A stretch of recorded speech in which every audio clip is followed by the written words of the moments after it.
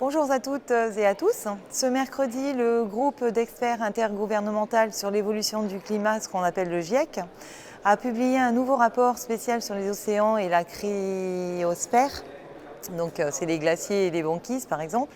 Ce rapport d'analyse analyse les conséquences du changement climatique sur la glace et les océans, la fonte des glaciers de montagne, la fonte de la banquise et du permafrost, l'élévation du niveau de la mer et l'érosion des côtes. Ces phénomènes sont déjà visibles et vont s'accentuer dans les années à venir. Leur ampleur dépendra de notre action. Il est urgent d'agir concrètement pour limiter le changement climatique et ses effets. La semaine prochaine, on va auditionner les nouveaux commissaires européens afin de valider ou pas leur nomination. Le groupe des Verts demandera des priorités claires en matière de climat et exigera une réduction des émissions de CO2 d'au moins 65% d'ici 2030.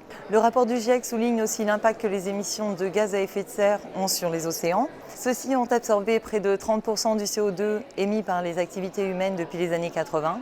La baisse des niveaux d'oxygène et la hausse des températures provoquent une acidification et des vagues de chaleur marine qui menacent les écosystèmes déjà fragilisés par la surpêche. Les conséquences pour la biodiversité mais aussi pour le secteur de la pêche seront dramatiques si l'on n'agit pas. La mobilisation des jeunes partout dans le monde vendredi dernier montre que les jeunes nous demandent des actes. 4 millions de personnes se sont mobilisées, dans près de 150 pays, pour demander aux décideurs politiques d'agir.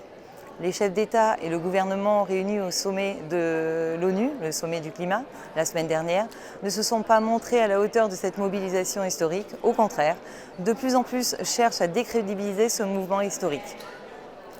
Au Parlement européen, le groupe des Verts ne le lâchera pas.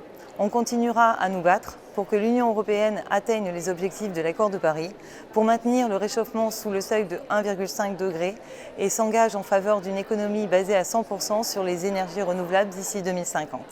À la semaine prochaine.